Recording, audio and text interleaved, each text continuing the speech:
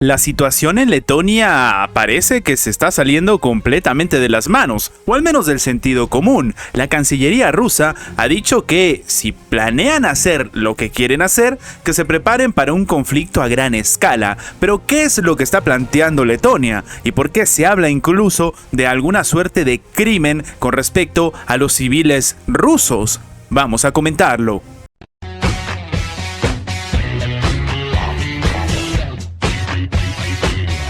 Letonia ha planteado de un tiempo a esta parte una estrategia bastante, por no decir llamativa, preocupante, y es que la intención de Letonia de deportar a todos los ciudadanos rusos que no superen un examen de idioma letón para renovar su permiso de residencia sería un crimen. Esto ha declarado la vocera del Ministerio de Exteriores de Rusia, María Zakharova. ¿Qué es lo que sucede? A principios de enero del 2024, la Oficina de Ciudadanía y Emigración de Letonia declaró que 1.167 ciudadanos rusos corren el riesgo de deportación del país por no haber cumplido con los requisitos de las modificaciones de la ley de migración, es decir, no superaron un examen del idioma letón nivel A2 y no presentaron documentos para obtener algún tipo de permiso de residencia. Hasta aquí todo sería normal. El problema es que la ley de migración se da precisamente su modificación cuando se genera la tensión entre Rusia con Ucrania. En este sentido, lo que ha dicho María Zakharova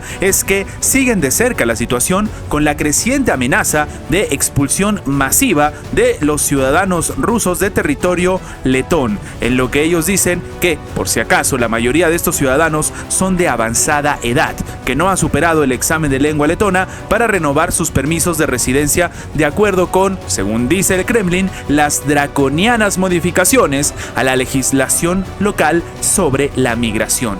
La portavoz ha agregado que esta es una actitud descaradamente criminal hacia las personas, comparable tal vez con algunas atrocidades de los fascistas. Todos los implicados en esta atrocidad de la élite dirigente letona deben saber que Rusia no va a perdonar ni olvidar este escenario. Zakharova ha explicado que las modificaciones de la ley letona sobre migración abarca precisamente a los ancianos rusos, muchos de ellos mayores de 60 años, y se les ha privado del paquete social mínimo y del acceso a la atención médica gratuita. Muchos de estos ciudadanos no tienen familiares, casas ni otro tipo de propiedad en Rusia, según ha precisado la propia diplomática.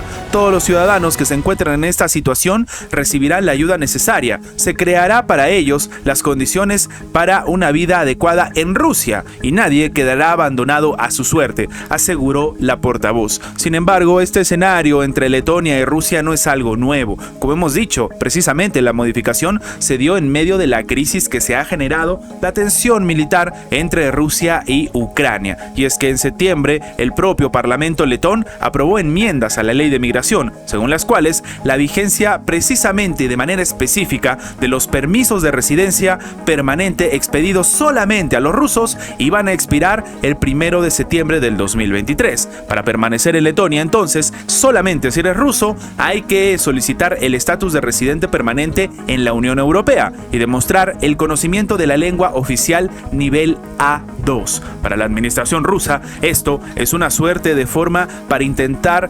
básicamente generar algún tipo de golpe o de crisis contra la administración de Vladimir Putin, y en este caso quienes están pagando, como dijimos al inicio del video, serían los civiles rusos, específicamente las personas que son mayores de 60 años.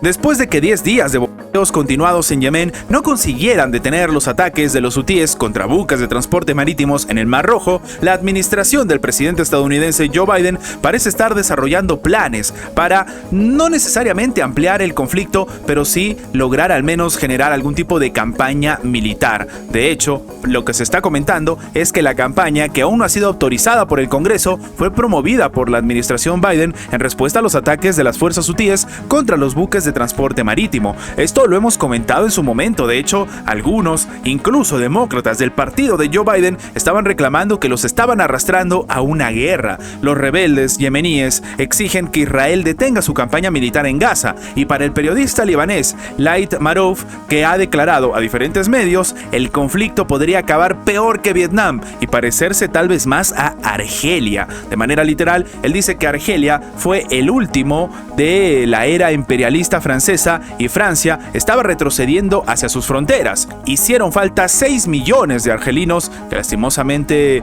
fallecieron, fueron martirizados para que Francia pusiera fin a su visión imperialista. Terminó declarando el propio periodista libanés: Palestina definitivamente requerirá un precio más alto en números humanos que la liberación de Argelia, porque Israel como colonia es la piedra angular y la joya del imperialismo estadounidense. Esta, de nuevo, son las posturas que tienen desde Yemen y sobre todo en este caso desde el propio Líbano, que como sabemos no tiene buenas relaciones con Israel y por ende tampoco con la administración estadounidense. Ahora, lo que está diciendo el propio periodista, y sí es importante entender, es que él cree que sería estúpido, sería tonto pensar que Estados Unidos va a abandonar precisamente a su aliado por un precio más barato que 6 millones de personas. Una frase bastante sombría y bastante preocupante, pero que, según dice el propio experto y analista, sería el único camino que tocaría vivir lastimosamente en Argelia. No por nada el propio Antonio Guterres, secretario general de la Organización de las Naciones Unidas, ha salido al frente en reiteradas ocasiones a decir que lo que se está viviendo en la Franja de Gaza no se ha vivido antes, que ha sido una de las peores crisis en la historia de la humanidad, tomando en cuenta, por ejemplo, la cantidad de funcionarios precisamente humanitarios de la propia Organización de las Naciones Unidas que han perdido la vida en esta parte del mundo sencillamente haciendo su labor. Él mismo dice que cree que Estados Unidos estaría básicamente haciendo y sacrificando incluso las vidas de los soldados estadounidenses para esta suerte de juramento de lealtad, o al menos esta es la postura que se tiene desde el Líbano. El periodista libanés ha comentado en un reciente informe según el cual periodistas han tenido acceso a oficiales militares de Israel que ordenaron a las tropas disparar a los cautivos de Israel el 7 de octubre como parte de la aplicación de la directiva Aníbal. Ojo con esto, que todavía es algo que no ha sido del todo probado o ha sido descubierto, pero esto es lo que se está calculando desde el Líbano. Es decir, la tensión es mucho más sangrienta y mucho más preocupante de lo que cree la comunidad internacional, o al menos esto es lo que se está viendo desde el Líbano. Evidentemente también Marouf habla de algo bastante curioso. Señala que Hamás no podía tener, por ejemplo, conocimiento del festival musical que tuvo lugar cerca de la frontera y de una base militar de Israel porque se prolongó un día más y que ni siquiera sabían que se estaba celebrando la Rave, terminó explicando el funcionario. Es decir, que no todo había sido tan calculado como se espera, pero evidentemente la crisis y la tensión que se vive en esta parte del mundo ha golpeado a ambas partes. Y, como estamos viendo desde la parte de los diferentes expertos y analistas y de la gente que vive en Oriente Medio, el escenario es mucho más devastador de lo que se pinta por el resto de medios de comunicación.